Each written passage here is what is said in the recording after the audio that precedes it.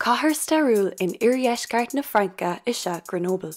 Tugtar príomhchathair na nGrenoble mar gheall ar a bhéad agus a cóngracht do na sléite lena nárítar ionad sciála. Tar éis baile anasí a ágáil, chuaigh mo cheallach agus mé féin I drón na cathrach álainn seo.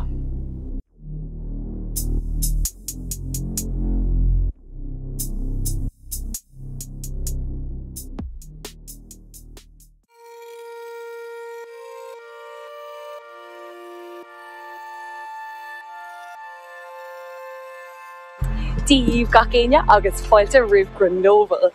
Tá mé anseo ar feadh lá go le gá lá tuis go bhfuil mo gur fórsúd ina cónaí anseo sa chathair mar tá sí ag déanamh an clár Erasmus anseo sa Grenoble sa Fhrainc. Caitheamar cúpla lá le chéile san Elvéis sular tháineamar anseo agus caitheamar ihe amháin in Anasí sa Fhrainc cóma tuis go sé anna tros a hóraach tá sé go hálainn ar fad agus inis tá míad ar aisin Grenoble agus tá míad ag fécint ar na háiteanna is fearr lé mar tá sí anseo le 10 seachtain inis ceapam nach mór 3 mí ar aon nós. Tá cúpla áit gur bhá lé roinnt lig. Táir liom agus féic ar Grenoble le duine áitiúil.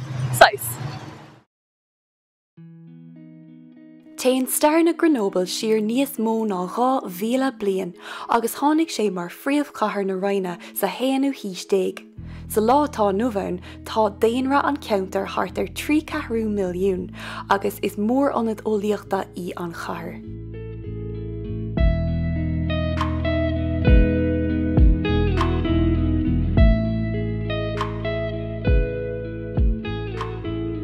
Caitheamar an maidin ag dul chuig áras an siún anseo, tá sé ag buint leis na hallscoile anseo.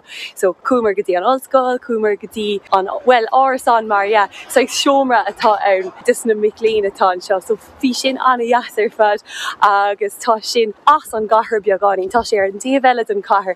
Agus foréir tá na tramana ar stalc an deire seachtainna so bhíring an bus a thógáil ach bhí sé cósa múl chun an sais gná Grenoble ag bhí anna cuid árasán agus mar sin de agus gá anna cuid seo bhí a bheith air so anna smúl ar fad agus inis tá míad ag dul chuig an lón agus tá míad chun dul chuig an áit is fearr le siún sa chathair darb anam bagel style.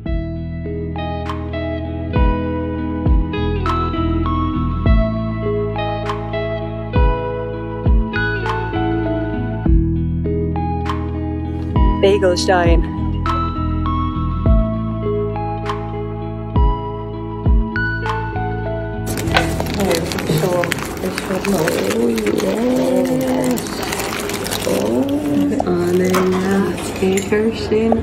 Anna galanta ar fad má tá tú anseo éis leis na daoine áitiúla.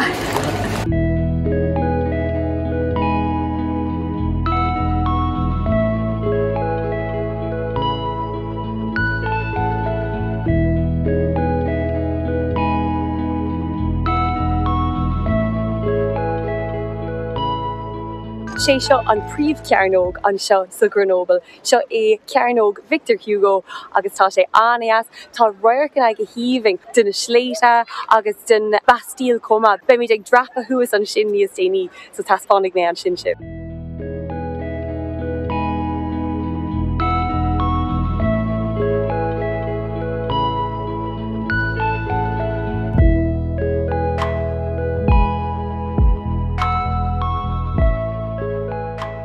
Má tá tú ag lurg beagáinín alcóil, beagáinín crack ihe amach de réir dalribh seo é an áitit an pub gaelach ó Callaghans. Sin gan ar an siún ar aon nós agus tá anna cuid crack an seo gach ihe den tachtain.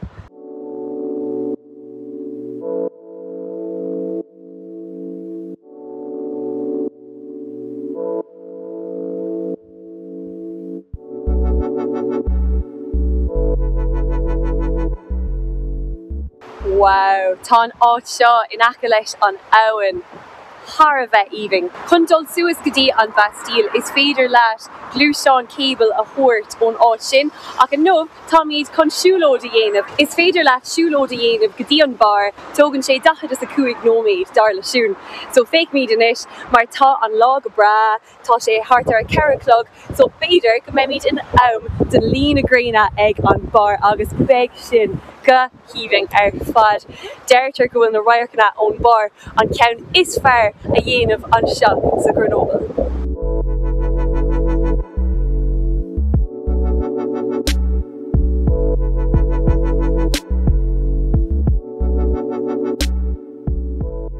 Thosig an dún Bastíls na man íseanna mar gheall ar a áit ábhairt ar an gcathair thíos.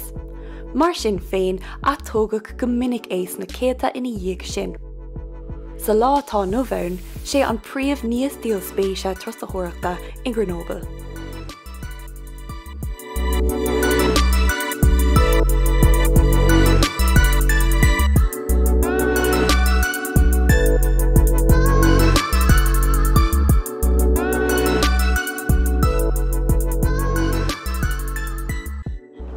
Is an fearr, right?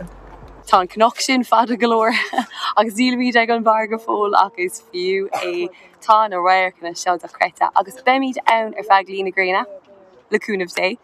Ach fécinn sé cosú leis an adal beagáín ón áit seo tá na... Beagáín cosú le Verona ceapan, nóir bheith mé ann. Tá sé beagáín bhí rud cosú le sin ann bhí tú obta don sús. An rib? Verona. Oh, sin amphitheatre. Ní ceapan. Ó ceapan go raibh Verona é. Ní chuoinm. No tá áit mar seo áit an bhfuil an roiarcan seo. Na sléite. Na sléite, Tá na díonta dearg an seo comá, so fécinn sé anna idális. Tá sé fearr jacar eáis ach tá shráid Tá shráid díreach an seo agus sé an shráid is faide an seo sa Fhrainc ach ní raibh páras sásta le sin, so caithfidh Grenoble an seo é a roinnt idir trí, so tá anamnacha deirfiúla ag gach piasta den trí ach sé seo go díreach an ceann is faide sa Fhrainc. Rud sa múl faoi Grenoble. Tá míad fós ag drapadúireacht agus tá míad beagnach ann tá anna chuid céimena ach is fiú é féchar seo. Yes. Rinnemer é seo é an Bastille an seo taobh dúing. Tógach an Bastille seo idir 1823 agus 1848 agus is dún a bhaineann leis an military leis an arma agus mar sin de agus inis just áit chun an roiarcha eáil tá bíalann ann, tá pub ann, so tarlam inis agus féic ar na rudí agsúla atá le fáil an seo sa Bastille. Seachas bíalann, níl mórán le feiceáil sa Bastille. Tá siúlóide úntacha a héan isteach sna sléite chartreuse má tá fonn ar tosú go luas sa lá.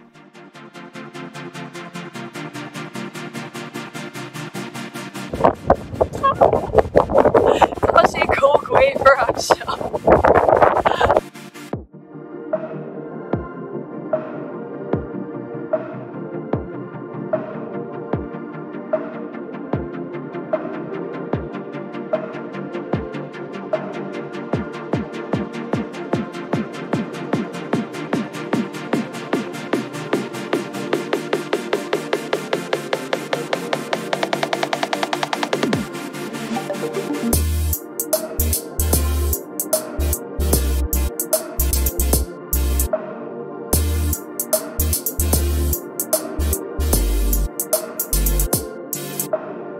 Tá míad ar an lúisteán cable ag dul sios inis tá na roiarcanna yes.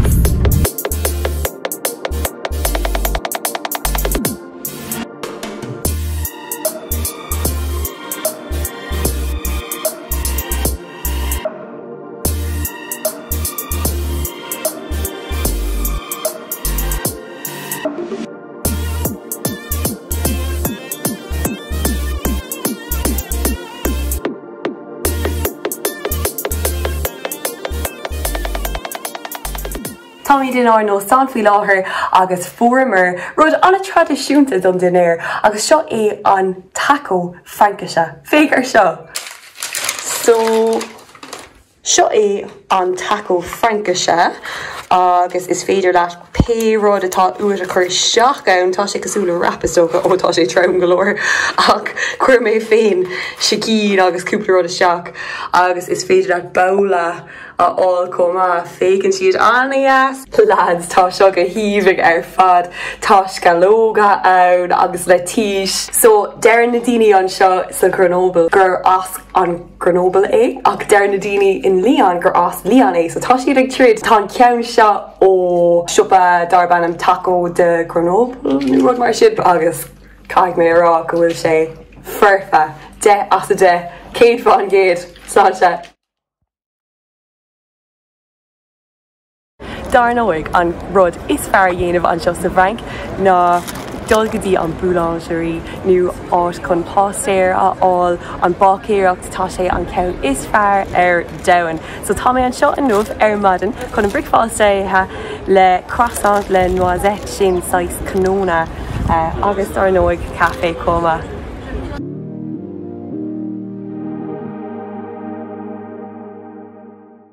Fearr gach aine seo é deire an léithe sira, deire an taiste le fad agus caiid sláán a rád a siúd. Sláán siúd.